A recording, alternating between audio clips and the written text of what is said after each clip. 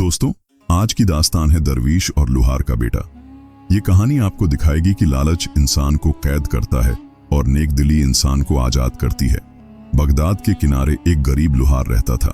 दिन रात आग की भट्टी जलती, लोहे की चिंगारियां उड़ती और उसका नन्हा बेटा करीम हाथों से पसीना पोंछते हुए बाप की मदद करता। बाप अक्सर कहता, बेटा ये हाथ मेहनत से मजबूत होते हैं, लेकिन दिल नेक नियत से मजबूत होता है। एक दिन गांव में एक अजनबी दरवीश आया।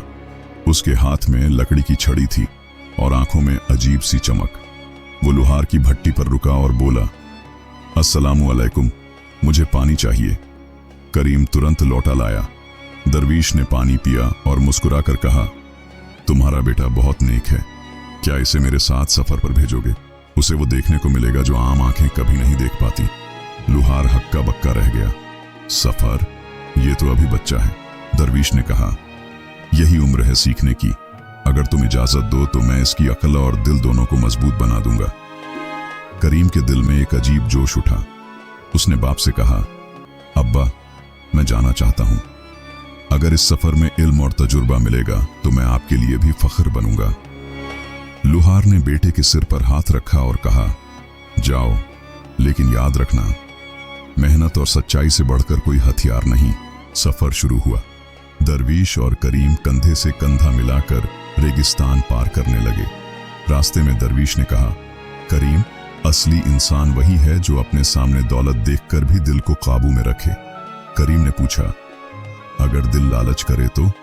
दरवीश मुस्कुराया, लालच ही सबसे बड़ा कैद खाना है। नेक नियत इंसान को कोई कैद नहीं कर सकता। कई दिनों के सफर के बाद वो दोनों पहाड़ों के बीच पहुंचे। वहां एक पुराना दरवाजा था जिस पर नक्काशी उकेरी थी। दरवीश ने कहा, ये वही जगह है।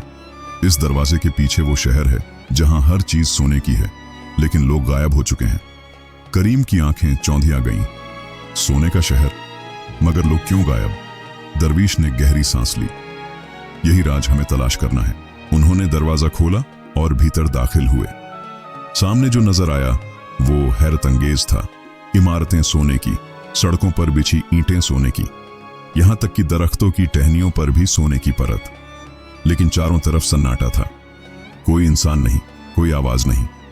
करीम ने धीरे से कहा, ऐसा लगता है जैसे ये शहर जिंदा है, लेकिन इसकी रूह निकल चुकी है। दरवीश ने सर हिलाया, हाँ, और हमें जानना होगा कि इसकी रूह क्यों गायब हुई। वो दोनों शहर की गहराई में बढ़ते गए। अचानक करीम को एक मकान के दरवाजे पर लिखे शब्द नजर आए, जिसने सोने को दिल में जगह दी, वो यहीं कैद हुआ। करीम ने कांपते हुए कहा, क्या लोग सोने के पीछे ही गायब हुए? दरवीश ने जवाब दिया, हाँ, उनका जिस्म नहीं, उनका दिल गायब हुआ। और जब दिल गायब हो जाए तो इंसान सिर्फ खाली खोल रह जाता है। करीम ने पूछा, तो क्या ये शहर भी हमें कैद कर लेगा? दरवीश ने मुस्कुराकर कहा, अगर तेरे दिल में लालच ना होगा तो तुझे कोई कैद नहीं कर सकता। दोनों आगे बढ़े तो अचानक एक महल के सामने पहुंचे। महल के दरवाजे पर ताले नहीं थे, बस एक लिखावट थी, सच्चे दिल वाले ही अंदर दाखिल हो सकते हैं। करीम ने दरवीश की तरफ देखा और कहा, क्या हमें अंदर जाना चाहिए? दरवीश ने छड़ी जमीन पर ठोकी और बोला, यही हमारी मंजिल है। महल का दरवाजा जैसे ही खुला, भीतर से अजीब सी ठंडक फैली। अंदर हर तरफ सोने की दीवारें, सोने के झूमर और सोने की सीढ़ियां थीं, लेकिन सन्नाटा वैसा ही था। करीम ने हैरत से कहा, इतनी दौलत और फिर भी कोई इंसान नहीं, ऐसा कैसे हो सकता है? दरवीश ने जवाब दिया, यही दौलत उनकी मौत बनी। जिनके दिल में सोने का लालच आया, वो यहां हमेशा के लिए कैद हो गए। अचानक दीवारों पर हल्की परछाइयां उभरी। वो इंसानों की शक्ल थी, लेकिन उनमें जान नहीं थी। उनकी आंखें खाली, चेहरे बेजान। करीम घबराकर पीछे हटा। ये कौन है? दरवीश ने कहा, ये वही लोग हैं जो इस शहर में रहते थे। सोना इकट्ठा करते गए और उनकी रूहें इस महल की कैदी बन गईं। करीम ने कांपते हुए पूछा, क्या ये हमें भी देख रहे हैं? एक परछाई आगे बढ़ी और उसकी बेजान आवाज गूंजी, तुम भी चाहोगे तो सोना पा सकते हो, बस एक बार हाथ बढ़ाओ और सब कुछ तुम्हारा होगा। करीम ने डर और हैरत में कहा, मगर इसकी कीमत क्या है? परछाई बोली, तुम्हारा दिल, यहां रहने वाले सबने वही दिया। दरवीश ने सख्ती से कहा, हम किसी का दिल नहीं बेचेंगे। हमारा सफर हक तलाश करने का है, सोना इकट्ठा करने का नहीं। परछाइयां धीरे धीरे गायब हो गईं, लेकिन उनकी सरगोशियां अब भी गूंज रही थीं। सोना, सोना। करीम ने गहरी सांस ली और कहा, यह जगह मुझे डरा रही है। दरवीश ने हाथ उसके कंधे पर रखा। डर मत, याद रख, नेक नियत वाला कभी कैद नहीं होता। दोनों सीढ़ियां चढ़कर महल के ऊपरी हिस्से में पहुंचे। वहां एक बड़ा कमरा था और बीच में सोने का तख्त रखा था। तख्त पर एक मुकुट रखा था जो पूरी तरह सोने और हीरे जवाहरात से बना था। करीम की आंखें चमकी। ये कितना खूबसूरत है। दरवीश ने उसे रोका। खूबसूरती धोखा भी हो सकती है। जो इसे पहन लेगा वही इस महल का कैदी बन जाएगा। तभी तख्त के पीछे से एक आवाज आई। वहां एक बूढ़ा आदमी खड़ा था। उसकी आंखें बुझी हुई और शरीर थका हुआ। उसने कहा, मैं इस शहर का आखिरी बादशाह हूं। मैंने ये मुकुट पहना और अपना दिल खो दिया। अब मैं न जिंदा हूं न मरा। करीम ने कांपते हुए कहा, क्या तुम्हें आजादी नहीं मिल सकती? बादशाह ने दुखी होकर कहा, आजादी सिर्फ उस वक्त मिलेगी जब कोई नेक इंसान बिना लालच के इस मुकुट को ठुकरा दे। तभी ये शहर फिर से रोशनी पाएगा। दरवीश ने कहा, तो यही हमारा मकसद है। हमें यह साबित करना होगा कि इंसान दौलत से बड़ा है।